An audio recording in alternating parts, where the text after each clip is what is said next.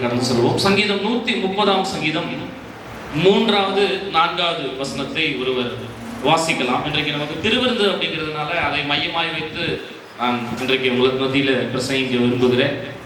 130 சங்கீதம் 3வது 4வது வசனத்தை வாசிக்கலாம். கர்த்தாவே, நீர் அக்கிரமங்களை கவனித்திருப்பீரானால் யார் நிலை நிற்பான்? ஆண்டவரே, உமக்கு பயப்படும்படிக்கு உம்மிடத்தில் மன்னிப்பு உண்டு. அல்லேலூயா, அல்லேலூயா. சங்கீதக்காரர் சொல்லுகிறார், இங்க இருக்கக்கூடிய நம் ஒவ்வொருவருடைய அக்கிரமத்தையும் ஆண்டவர் கவனித்து அதை குறித்து வைத்திருப்பாரானால் நிச்சயமாக நாம் ஒருவர் கூட இன்னைக்கு இந்த இடத்துல உயிரோடு இருக்க முடியாது.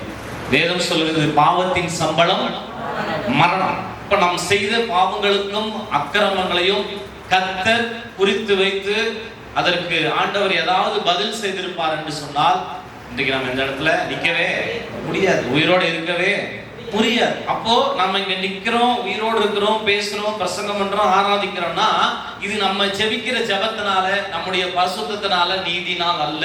இது எல்லாமே தேவனுடைய கிருபையினால. ஆமென், அல்லேலூயா. அப்போ இப்படிப்பட்ட மிகப்பெரிய இரக்கத்தையும் மன்னிப்பையும் ஆண்டவர் நமக்கு கொடுத்திருக்கும் போது வேதம் சொல்லுகிறது, உன்னுடைய அக்கிரமங்களை கர்த்தர் கவனித்திருப்பாரால் நீ நிலைநிற்க முடியாது. ஆனா உன் அக்கிரமங்களை கர்த்தர் மன்னிச்சிருக்கிறார். உன் பாவத்தை கர்த்தர் என்ன செய்திருக்கிறார்? மன்னிச்சிருக்கிறார். ஏன் அப்படின்னா அவரிடத்துல மட்டும்தான் மன்னிப்பு இருக்கு. யார்கிட்ட மட்டும்தான் மன்னிப்பு இருக்கு? கர்த்தரிடத்துல மட்டும்தான் மன்னிப்பு. ஏன்னா அவர் தண்டிக்கிறவர் கிடையாது, இயேசு கிறிஸ்து மன்னிக்கிறவர். ஆமென், அல்லேலூயா. அவர் தண்டிக்கிறதா தான் நம்ம இங்க இருக்க முடியாது. ஏன்னா நமக்கு வரக்கூடிய தண்டனையை அவர் வாங்கிட்டார். அதற்கு பதிலாக அவர் நமக்கு என்ன செஞ்சிட்டாரு? விடுதலையை, ரட்சிப்பை நமக்கு என்ன செஞ்சிட்டாரு? விலையேறப்பட்ட ரட்சிப்பை நமக்கு அவர் என்ன செஞ்சிட்டாரு? கொடுத்துட்டார். அப்போ இவ்வளவு பெரிதான ரட்சிப்பை பெற்றுக்கொண்ட, இவ்வளவு பெரிதான மன்னிப்பை பெற்றுக்கொண்ட நமக்குள்ள இன்னைக்கு பரிபூர்ணமான சமாதானம் இருக்கிறதா? யோசிச்சு பாருங்க, பரிபூர்ணமான சமாதானம் இருக்கிறதா? வேதம் சொல்லுகிறது, வாசிக்கலாம்.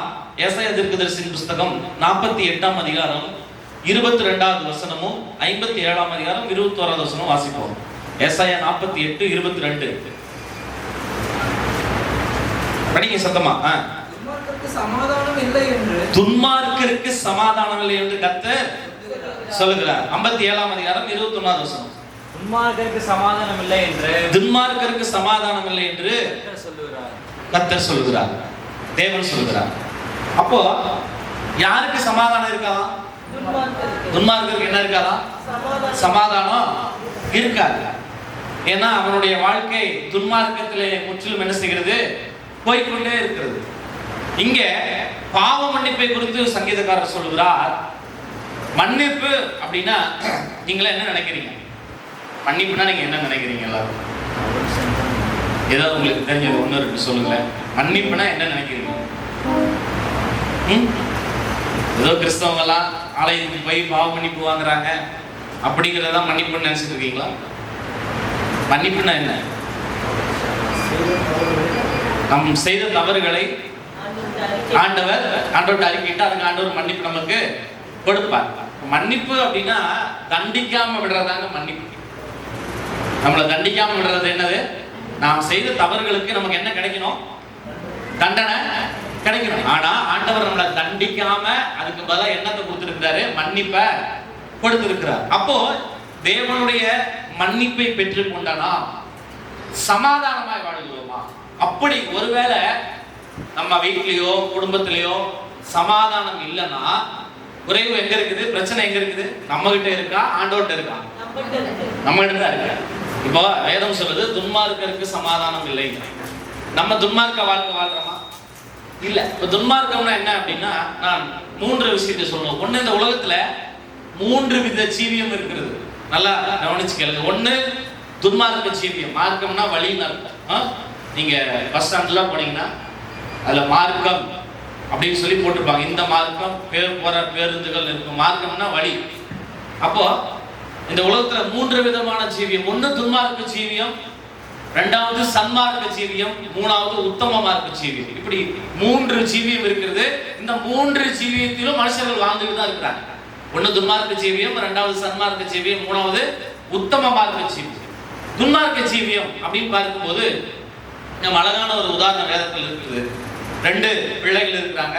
ஒரு மகன் என்ன செய்யறான், தகப்பனிடத்துல போய், தகப்பனே ஆஸ்தியில் வரும் பங்கை எனக்கு பிரிச்சு கொடுங்க அப்படின்னு சொல்லி கேட்ட உடனே அந்த தகப்பன் என்ன செய்யறாரு, ஆஸ்தியில் இருக்கிற பங்கை பிரிச்சு கொடுத்துறாரு. அதை வாங்கிட்டு போய் என்ன செய்யறான்னு ஆண்டவர் நமக்கு பைபிள்ல சொல்லுதுன்னா, அவன் அதை எடுத்துக்கொண்டு தன் நண்பர்களோடு சேர்ந்து துன்மார்க்கமாய் ஜீவனம் பண்ணி தன் ஆஸ்தியை அழித்து போடுகிறான் என்று லூக்கா சுவிசேஷம் 15ஆம் அதிகாரத்தில் நம்ம வாசிக்கிறோம்.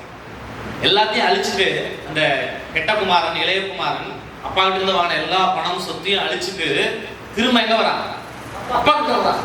அவனை அப்பா கூட்டிட்டு வந்து வீட்டுக்குள்ள சேர்த்த உடனே அவங்க பெரிய பையன் இந்த தம்பியோட அண்ணன் வந்து சொல்றான், உங்ககிட்ட இருந்த ஆஸ்தியை வாங்கிட்டு போனான், கொண்டு போய் என்ன பண்ணான், வேசிகளிடத்தில் செலவழித்தான். அப்படி வேசிகளிடத்தில் செலவழித்த இவனை ஏன் வீட்டுல சேர்த்தீங்க அப்படின்னு பெரிய மகன் சின்ன மகனை வீட்டுல சேர்த்துக்கு அப்பாட்ட கேட்கிறான். அப்போ அப்பா சொல்லும் போது இவன் துன்மார்க்கமாய் ஜீவனம் பண்ணி அழிச்சு போட்டான் கௌரவமா சொல்றாரு. அண்ணன் சொல்றான், இவன் என்ன பண்ணிட்டான், வேசி மார்க்கத்துல கொண்டு போய் இதை செலவழிச்சு எல்லாத்தையும் அழிச்சுட்டானே, இவனுக்கு வீட்டுக்குள்ள ஒட்டிக்கிறீங்க. அப்ப துன்மார்க்கம் என்பது பாவ வழிகளிலே வாழ்வது. கலாத்தியார் 6ஆம் அதிகாரத்தில் 5ஆம் அதிகாரத்தில் வாசிக்கிறோம், மாம்சத்தின் கிரியைகள் வெளியரங்கமா இருக்குன அவையாவன அப்படின்னு சொல்லி வரிசையா நிறைய விஷயங்கள் இருக்கு. அப்போ துன்மார்க்க வாழ்க்கை என்பது உபச்சாரம், வேசித்தனம், அசுத்தம், கொலை, காம விகாரம், பொறாமை, வன்கண், தூசணம், இப்படி நிறைய இருக்கு. அப்படிலாம் யார் வாழ்றாங்களோ அப்படி வாழ்றவங்க எல்லாருமே துன்மார்க்க ஜீவியம் பண்றாங்க. அவங்களுக்கு என்ன கிடையாது, சமாதானம் இல்ல. வேதம் தெளிவாய் சொல்கிறது, யார் யாரெல்லாம் துன்மார்க்கத்துல வாழ்றாங்களோ அவனுக்கு என்ன கிடையாது, சமாதானம் இல்ல. ஒருத்தன் ரொம்ப குடிக்கிறான்னு வச்சுக்கோங்க, அந்த குடியினுடைய போதை அதிகமாயிடுச்சுன்னா அதிகபட்சம் 2 மணி நேரத்துல இருந்து 3 மணி நேரத்துக்கு அவனை சுற்றி என்ன நடக்குது, அவனுக்கு என்ன நடக்குதுன்னு எதுவுமே தெரியாது. அவனுக்கு என்ன பிரச்சனை இருந்தாலும் அவனை சுற்றி என்ன நடக்குது அவனுக்கு என்ன தெரியாது. காரணம் அந்த போதை அவனை என்ன செய்ய, மதியை மயக்கி வச்சிருச்சு. அந்த போதை தெரிஞ்ச உடனே பழைய வேதனைக்கு பழைய உபத்திரவத்துக்கு அவனை செஞ்சிடுவான், திரும்பிடுவான். அப்போ துன்மார்க்கமாய் பாவத்துல வாழ்கிற யாருக்குமே என்ன இருக்காது, சமாதானமே இருக்காது. 2வது சன்மார்க்க ஜீவியம் அப்படின்னு சொல்லி ஒரு சிலர்லாம் வாழ்றாங்க. அவங்க எப்படிப்பட்டவங்கன்னா, இயேசுவை எல்லாம் ஏற்றுக்கொண்டிருக்க மாட்டாங்க, அவங்க ரட்சிக்கப்பட்டிருக்க மாட்டாங்க. அவங்க எப்படிப்பட்ட ஆட்கள் அப்படின்னு சொன்னா, அவங்களுக்கு எந்த தவறான பழக்க வழக்கம்லாம் இருக்காது, போதை வஸ்துவோ அல்லது தவறான ஏதாவது தொடர்புகளோ இருக்காது. அவங்க என்ன செய்வாங்க அப்படின்னா, தான் உண்டு, தன் குடும்பம் உண்டு, தன் பிள்ளைகள் உண்டுன்னு இருப்பாங்க. நான் நல்லா இருந்தா போதும், என் வீட்டுல சோறு பொங்கினா போதும், என் காட்டுல மழை பெஞ்சா போதும் அப்படின்னு ஒரு சிலர் இன்னைக்கும் வாழ்றாங்க. அவங்க வந்து என்ன செய்ய மாட்டாங்க அப்படின்னா, எச்சகையில கூட காக்காவை துரத்த மாட்டாங்க. நம்ம ஊர்ல அப்படி ஒரு குழம்பு இருக்கு இல்லையா, அறுத்த கைக்கு கூட சுண்ணாம்பு தர மாட்டாங்க. அந்த மாதிரி நிறைய பேர் இந்த உலகத்துல வாழ்றாங்க. எப்படின்னா, அவன் குடும்பத்தோட இருப்பான், எதிர் வீட்டுக்காரன் அடிச்சுக்கிட்டு சாவான், இவன் போய் ஏன்டான்னு கூட என்ன செய்ய மாட்டான், கேட்க மாட்டான். அவங்க கூட பிறந்தவங்களே கஷ்டப்படுவாங்க, ஏன்டா கஷ்டப்படுறேன், அவனை போய் ஒரு வார்த்தை கூட என்ன செய்ய மாட்டான், கேட்க மாட்டான். ஆனா அவன் உண்டு, அவன் வேலை உண்டு, யாருக்கும் எந்த கெடுதல் பண்ண மாட்டான், எந்த தீமையும் பண்ண மாட்டான், யாரு கெட்டு போனாலும் யாருக்கு உதவியும் பண்ண மாட்டான். இப்படி வாழ்றவங்களா இருக்காங்க இயேசுவை ஏற்றுக்கொள்ளாம. இவங்கெல்லாம் சன்மார்க்கவாதிகள், சன்மார்க்க ஜீவியம் பண்றவங்க. 3வது ஒரு மார்க்கம் இருக்கிறது, அதுதான் உத்தம மார்க்க ஜீவியம். உத்தம மார்க்க ஜீவியம் என்று சொன்னால் அதற்கு சரியான உதாரணம் நம் இயேசு கிறிஸ்து மட்டும்தான். ஆமென், ஹல்லேலூயா. ஏன்னா இந்த உலகத்துல இயேசு வாழ்ந்தப்போ 100% மனிதனாய் வாழ்ந்தார், 100% தெய்வமாக வாழ்ந்தார். ஹல்லேலூயா. அவருக்கும் தூக்கம் வந்துச்சு, தூங்கினார். அவருக்கும் பசி வந்துச்சு, சாப்பிட்டார். அவருக்கும் அழுன்னு தோணுச்சு, கண்ணீர் வந்துச்சு. லாசரு செத்தப்ப போய் அவர் என்ன செஞ்சாரு, அழுதார். அதே மாதிரி அவர் இடத்துல பிசாசுன்னு வந்தவங்கள பிசாசுல இருந்து விடுதலை செய்தார். கண்ணு தெரியாதவர்களுக்கு கண்ணு தெரியும்படி ஆண்டவர் உதவி செய்ய. அப்ப 100% தெய்வமாகவும் 100% இயேசு மனிதனாய் வாழ்ந்தபடினால உத்தம மார்க்க ஜீவியம் அப்படின்னா என்னன்னா, அவர் தான் வாழ்ந்து காமிச்சார். வாசிக்கலாம், அப்போஸ்தலர் 10ஆம் அதிகாரம் 38வது வசனம். அப்போஸ்தலர் நடபடிகள் புத்தகத்துல 10ஆம் அதிகாரம் 38வது வசனத்தை நம்ம ஒருத்தர் படிக்கலாம். அதுல இயேசு கிறிஸ்து எப்படி வாழ்ந்தார் என்று எழுதப்பட்டிருக்கிறது.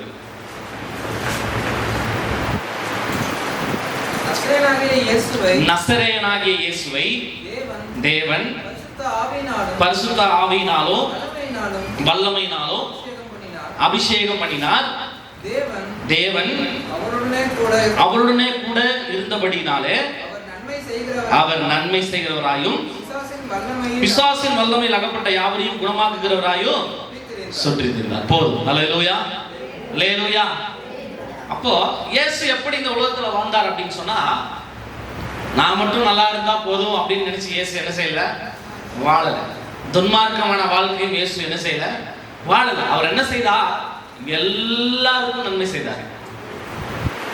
இவன் உயரமா இருக்கிறானா குள்ளமா இருக்கிறானான்னு அவர் பார்க்கல. அவன் கருப்பா சிகப்பா அப்படின்னு அவர் என்ன செய்யல, பார்க்கல. அவன் குண்டா இருக்கிறானா ஒல்லியா இருக்கிறானா அப்படின்னு ஆண்டவர் பார்க்கல. அவன் பணக்காரனா ஏழையா அப்படின்னு சொல்லி ஆண்டவர் என்ன செய்யல, அவனை பார்க்கல. அவன் இந்த மதத்தை சேர்ந்தவனா இந்த ஜாதியை சேர்ந்தவனான்னு சொல்லி எந்தவித பாரபட்சமுமே பார்க்காம தன்னிடத்துல யாரெல்லாம் வந்தாங்களோ அவங்க எல்லாருக்கும் ஆண்டவர் நன்மை செய்தார். அல்லேலூயா. நன்மை மாத்திரம் செய்யல, அவர் எப்படிப்பட்ட பிரச்சனையில் இருந்தாங்களோ, ஒருவேளை வியாதியில் இருந்திருக்கலாம், ஒருவேளை கடன்ல இருந்திருக்கலாம், ஒருவேளை பிசாசின் பிடியில் இருந்திருக்கலாம், ஒருவேளை வறுமையில் இருந்திருக்கலாம். அவன் எப்படிப்பட்ட மோசமான பிரச்சனையில் இருந்தாலும் அதுல இருந்து இயேசு அவன் என்ன செஞ்சாரு, விடுதலையாக்கி அவனுக்கு பரிபூர்ணமான சமாதானத்தை ஆண்டவர் என்ன செஞ்சாரு, கொடுத்தார். இதுதான் உத்தம மார்க்க ஜீவியம், இயேசு வாழ்ந்த வாழ்க்கை. அவரை நாம் பின்பற்றும்படித்தான் இங்க வந்து உட்கார்ந்து இருக்கிறோம். அல்லேலூயா. நம்மளாம் யாரை பின்பற்ற வந்து உட்கார்ந்து இருக்கிறோம், இயேசு கிறிஸ்துவை பின்பற்றும்படி இங்க வந்து உட்கார்ந்து. அப்ப துன்மார்க்கனுக்கு சமாதானம் கிடையாது, சன்மார்க்கனுக்கும் சமாதானம் கிடையாது. ஆனால் உத்தம மார்க்க ஜீவியம் யார் செய்றாங்களோ அவங்களுக்கு கர்த்தர் சமாதானத்தை கொடுக்கிறார். அல்லேலூயா, அல்லேலூயா. அப்போ உத்தம மார்க்க ஜீவியம் என்பது மற்றவங்களுக்கு நன்மை செய்யணும். அவங்களுக்கு ஒரு பிரச்சனைனா அதுல இருந்து விடுதலையாக்கி விடுவதற்கு இயேசு விடுதலை கொடுக்கிறார். அந்த இயேசுவை நம்ம அவங்களுக்கு காட்டி கொடுக்கணும். அல்லேலூயா. இயேசு என்ன செய்றாரு, நன்மை செய்றாரு. பிசாசின் வல்லமையில் அகப்பட்டிருந்தாலும் வியாதியில பிடி இருந்தாலும் இயேசு அவங்களை இருந்து விடுதலையாக்குறார். அப்ப நம்ம பிசாசுல இருந்து விடுதலையா இருக்கிறோம், வியாதியிலிருந்து விடுதலையா இருக்கிறோம், கடல்ல இருந்து விடுதலையா இருக்கிறோம். எவ்வளவோ பிரச்சனையிலிருந்து கர்த்தர் நம்மளை விடுதலையாக்கி இருக்கிறார். அப்படின்னா நம்ம மற்ற ஜனங்களுக்கு செய்யக்கூடிய நன்மை என்னன்னா, உத்தம மார்க்க ஜீவியம் என்னன்னா, இயேசுவை அறியாதவர்களுக்கு இயேசுவினால் கிடைக்கக்கூடிய நன்மைகளையும் சுகங்களையும் அதை இயேசுவை அறியாதவர்களுக்கு கொண்டு போய் சொல்றதா நம்ம செய்யற வேலை. அல்லேலூயா. அதை யார் எந்த ஒரு விசுவாசி செய்யறாங்களோ அவங்க உத்தம மார்க்க ஜீவியம் வாழ்றாங்க. ஆமென். அல்லேலூயா. இல்லைங்க நான் ரட்சிக்கப்பட்டேன் எனக்கு போதும், நான் ஆராதனைக்கு போறேன் எனக்கு போதும், நான் தசமபாகம் காணி கொடுக்குறேன் எனக்கு போதும், நான் ஒரு சபையில விசுவாசியா இருக்கிறேன் நான் அத்தோட முடிச்சுக்கிறேங்க, நான் போய் யாருக்கும் இயேசுவை சொல்றதும் இல்லை, யார் வம்பு தும்புக்கு நான் போறதும் இல்லை, இப்படின்னு நீங்க வாழ்ந்தீங்கன்னா உங்களுக்கும் சன்மார்க்க ஜீவியம் பண்றவனுக்கு என்ன வித்தியாசம்? அதற்காக கர்த்தர் நம்மை ரட்சிக்கவில்லை. அல்லேலூயா. உத்தம மார்க்க ஜீவியம் வாழ்வதற்காகவே கர்த்தர் நம்மை ரட்சித்திருக்கிறார். அல்லேலூயா. அப்போ அப்படி ஆண்டவரை ஏற்றுக்கொண்டு உத்தம மார்க்க ஜீவியத்துல வாழ்கிற நமக்கு சமாதானம் இல்லை, இன்னும் பிரச்சனை இருந்துகிட்டே தான் இருக்குது அப்படின்னா அதுக்கு காரணம் நமக்குள்ள இன்னும் ஏதோ இருக்குது. சமாதானம் வர முடியாத அளவுக்கு ஏதோ நமக்குள்ள சின்ன சின்ன ஏதோ தடைகள் இருக்குது. அதை என்னன்னு தான் இருக்கு. நான் ஒருவேளை அது பாவமா இருக்கலாம். நம்ம தான் பாவம் செய்யறது இல்லை, கஷ்டமா நம்ம யாரையும் அடிக்கிறது இல்லை, யாரையும் திட்டுறது இல்லை, யாரையும் கொலை செய்யறது இல்லை, யாருக்கும் எந்த கெடுதலும் பண்றது இல்லை. அப்போ நம்ம கிட்ட சமாதான குறைவு இருக்குது அப்படின்னா, ஏன்னா அதுக்கு காரணம் நம்ம குடும்பத்துல நாம் நிறைய சரி பண்ண வேண்டிய விஷயங்கள் எல்லாம் இருக்குது. அதான் இன்னைக்கு நம்ம பார்க்க போறோம். ஒரே ஒரு வசனத்துல 3 காரியங்கள் இருக்குது. வாசிக்கலாம். அப்போஸ்தலர் படிச்சிட்டோம். மத்தேயு எழுதின சுவிசேஷம் 5ஆம் அதிகாரம் 22வது வசனத்தை நம்ம எடுத்து வச்சுக்குவோம். அதுலதான் இன்னைக்கு நமக்கு 3 காரியங்கள். அந்த 3 காரியங்களை நீங்கள் செய்யும் போது கர்த்தர் நிச்சயமாய் உங்களுடைய சமாதானத்துல குறைச்சல வைக்க மாட்டார், பரிபூர்ண சமாதானத்தை கொடுத்துருவார். எடுத்துக்கலாம், வாசிப்போம். மத்தேயு 5ஆம் அதிகாரம் 22வது வசனம். மத்தேயு 5ஆம் அதிகாரம் 22வது வசனம். நான் உங்களுக்கு சொல்லுகிறேன், தன் சகோதரனை நியாயம் இல்லாமல் கோபித்துக் கொள்பவன் நியாய தீர்ப்புக்கு ஏதுவாயிருப்பான். இதுல 3 விஷயம் இருக்குது, நம்ம ஒவ்வொன்றா பார்ப்போம். ஃபர்ஸ்ட் இங்க ஆண்டவர் சொல்கிறார், தன் சகோதரனை நியாயம் இல்லாமல் கோபித்துக் கொள்பவன் எந்த தீர்ப்புக்கு ஏதுவாயிருப்பான்? நியாய தீர்ப்புக்கு ஏதுவாயிருப்பான். இப்போ நமக்கு சகோதரர்கள்லாம் யாரு? கூட பிறந்தவங்க மட்டும்தான் சகோதரர்களா? கூட பிறக்காத எத்தனையோ சகோதரர்கள் இருக்கிறாங்க இல்லையா? கூட பிறக்காத எத்தனையோ சகோதரர்கள் இருக்கிறார். ஒரு விஷயத்தை நல்லா புரிஞ்சுக்கணும். ஒரு தாய் வயிற்றுல நீங்களும் நானும் பிறக்கலையே தவிர ஒரே ரத்தத்தினால நீங்களும் நானும் மீட்கப்பட்டிருக்கிறோம். ஆமென். இயேசுவின் ரத்தம் எல்லா உலகத்துல இருக்கிற ஒட்டுமொத்த ஜனங்களுடைய பாவங்களையும் என்ன செய்திருக்கிறது? மன்னித்திருக்கிறது. ஒரு தாய் வயிற்றுல யாரும் நம்ம எல்லாம் இருக்கிற யாருமே பிறக்கல. ஆனால் ஒரே ஒருவருடைய பரிசுத்தமான தேவனுடைய ரத்தத்தினால நம்ம எல்லாருமே என்ன செஞ்சிருக்கிறோம்? மீட்கப்பட்டிருக்கிறோம். இப்ப சொல்லுங்க, நீங்களும் நானும் சகோதரனா இல்லையா? அம்மாவா இல்லையா? என்னோட வயசு கீழே இருந்தா தம்பியா இருக்கலாம், என்னோட ஒரு 5-6 வயசு அதிகமாக இருந்தா அண்ணாவா இருக்கலாம். இப்ப பாஸ்டர் எனக்கு அப்பா, பாஸ்டமா எனக்கு அம்மா, என் பிள்ளைங்களுக்கு அவங்க தாத்தா பாட்டி. நான் அப்படிதான் சொல்லி வச்சிருக்கிறேன் அவங்ககிட்ட. உங்களுக்கு தாத்தா பாட்டி இருக்காங்கடா எடப்பாடியில, போன் பண்ணி கூட பேசுங்க, நீங்க போய் பாசையை வாங்கறா 2 நாள் இருக்கிறான்னு தான் சொல்லுவார். நீங்க எங்க இருக்கிறான்னு இருக்கிறதே கிடையாது. அப்போ ஆண்டவர் என்ன சொல்றார்? சகோதரர்கள் என்று சொன்னால் நம்மை சுற்றி இருக்கிறவர்கள், நம்முடைய சபையில் இருக்கிறவர்கள், நம்முடைய அக்கம் பக்கத்தில் இருக்கிற எல்லாருமே நமக்கு யார் தான்? சகோதர உறவுகள். அப்படி நினைங்க. ஏன்னா இயேசு கிறிஸ்து எல்லாரையுமே வேற்றுமையா யாரையுமே அவர் பார்க்கல. அவர் எல்லாரையும் ஒரே மாதிரி தான் பார்த்தார்.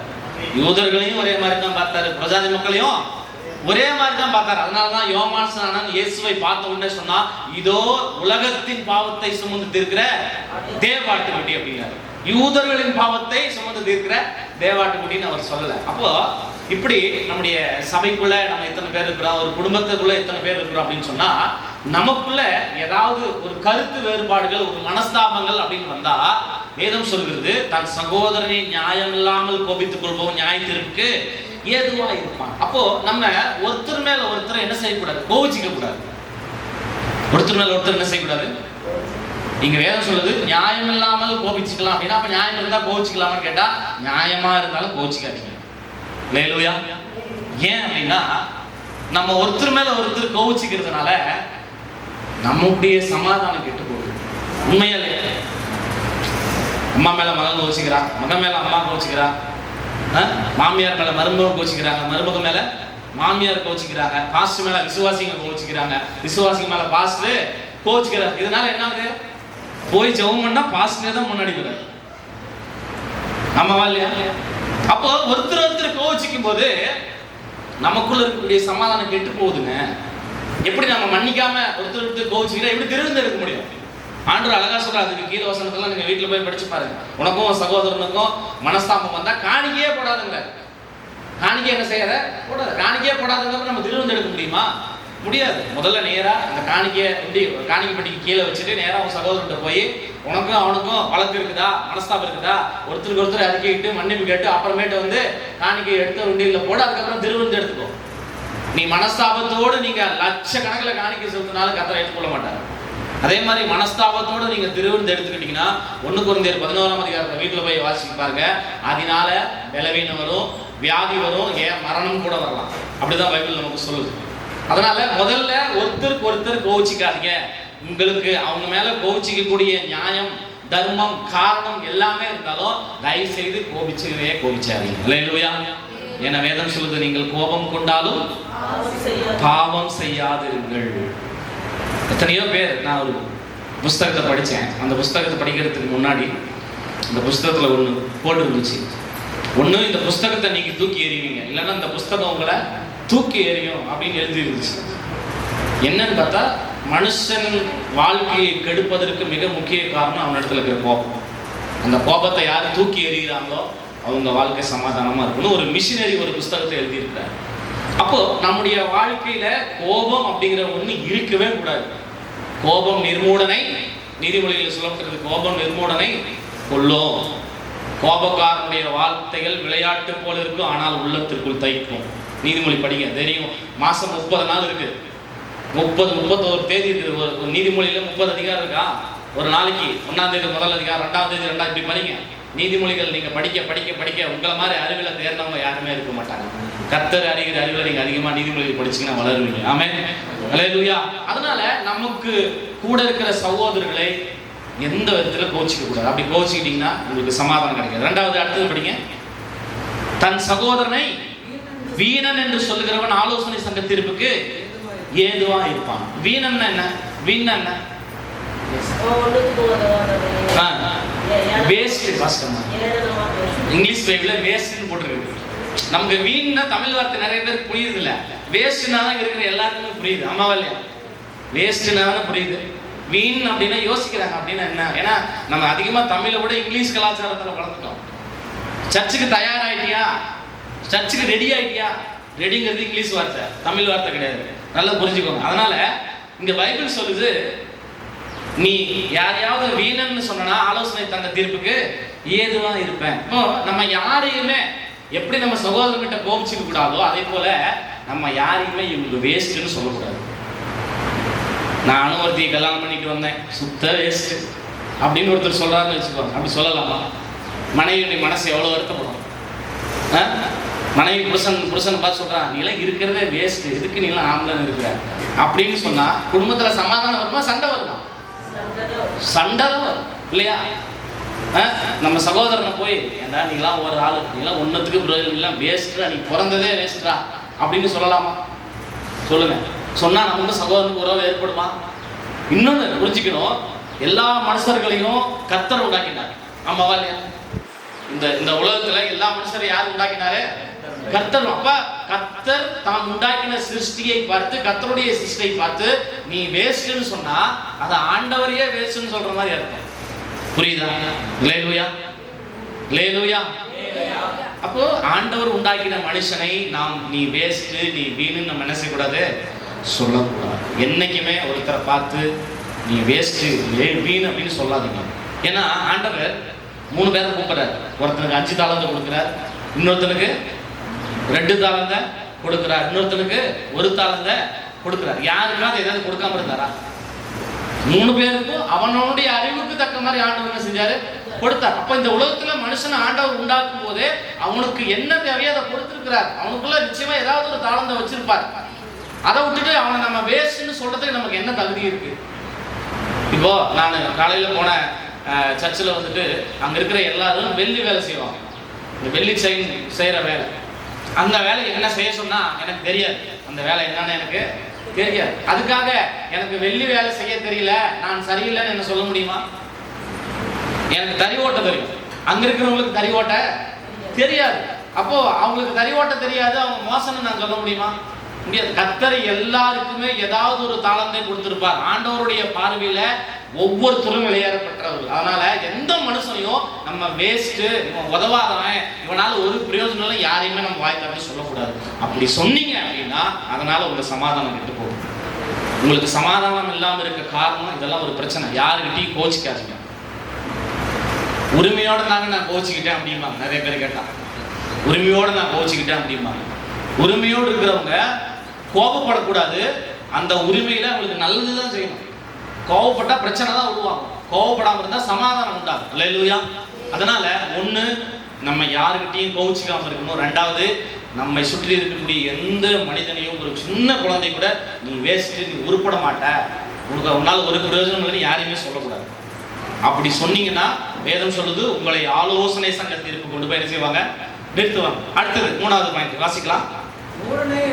மூடனே என்று சொல்லுகிறவன் எரி நரகத்திற்கு ஏதுவா இருப்பான்.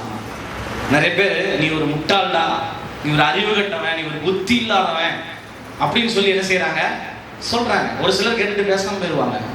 ஒரு சிலர் என்ன செய்வாங்க, நீ எப்படி என்ன முட்டாள்னு சொல்லலாம்? கோபம். முட்டாள்னு சொல்லிட்டாரு, நம்மள புத்தி இல்லாதவன், மதிக்கட்டவன் சொல்லிட்டாங்க. கோபம் வந்து அந்த கோபம் சண்டையா கூட மாறி இருக்கு. எங்க வீட்டுல நடந்தது நான் சொல்றேனே. பெரிய பையன் எங்க இருக்கிறான். ஒரு நாள் அவனை முடிச்சு அவன் ஏதோ ஒண்ணு செஞ்சுட்டான். அப்படியே முட்டாள் திட்டிட்டேன். நேரம் வந்தான் என்கிட்ட, என்ன முட்டாள் சொல்றீங்களே, நான் முட்டாளா இருந்தா எப்படிப்பா 10,000 400 மார்க் வாங்குவேன்? இப்படியேதான் கேட்டான். என்ன முட்டாள் திட்டுறீங்க, நான் முட்டாளா இருந்தா எப்படி 10,000 400 மார்க் வாங்கியிருப்பேன் சொல்லுங்க.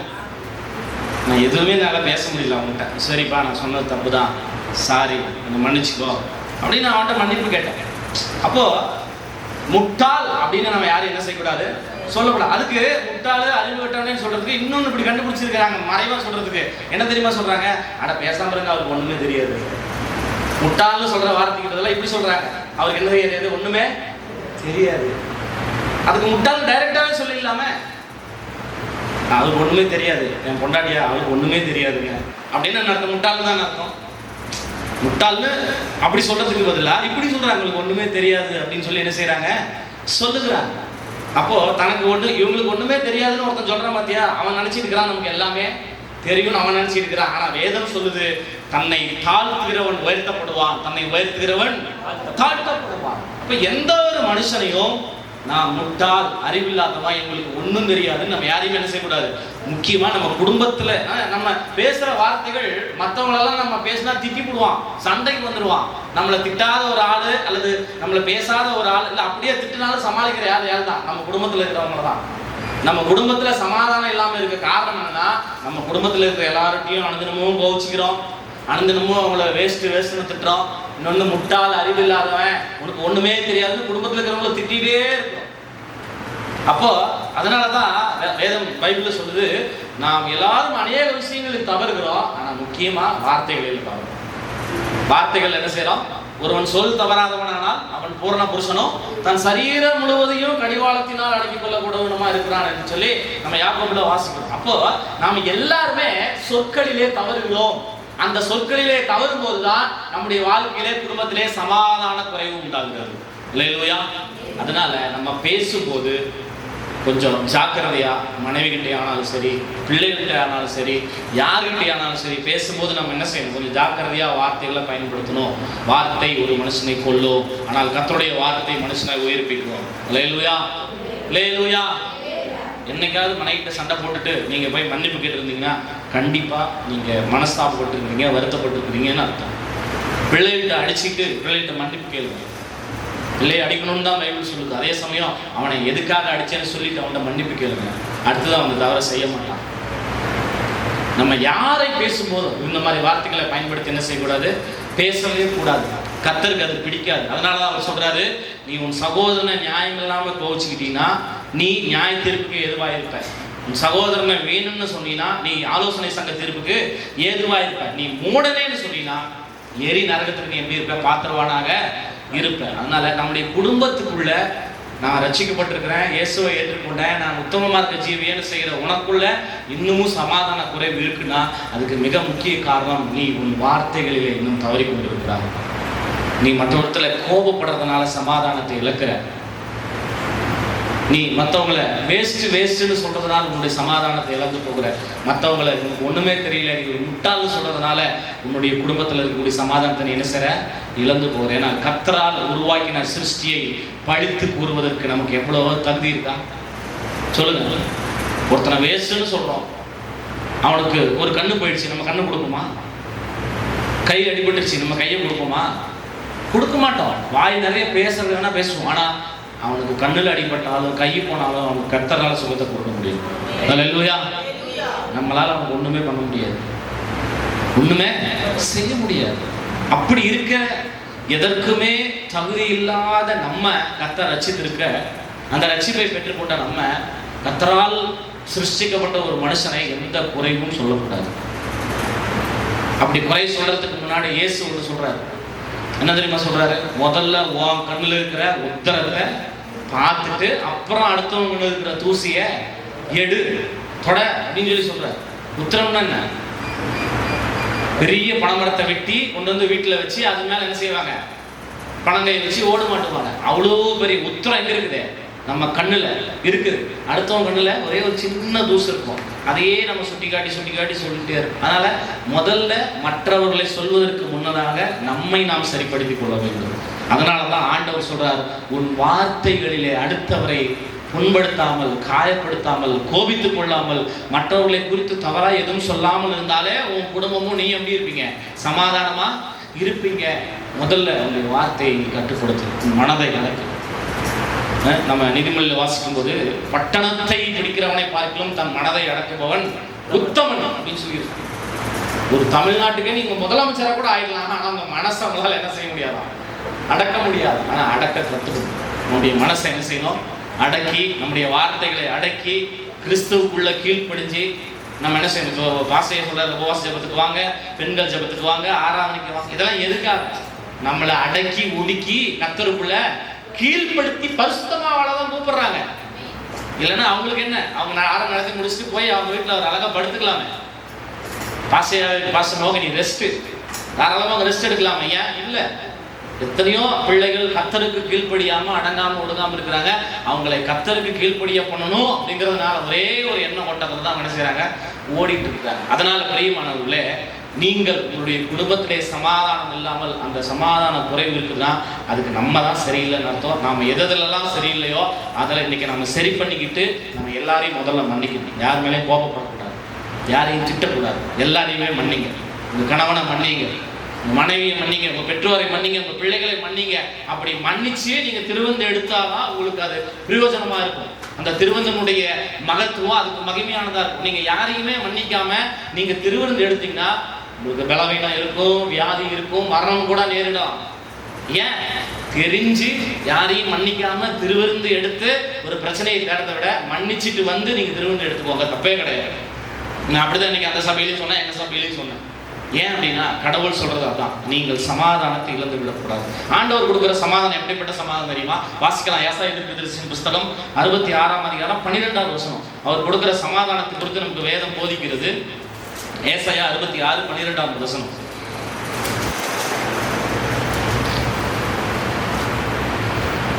கர்த்தர் சொல்லுகிறது என்னவென்றால், இதோ நான் சமாதானத்தை ஒரு நதியை போலவும் ஜாதிகளின் மகிமையை ஆற்றை போலவும்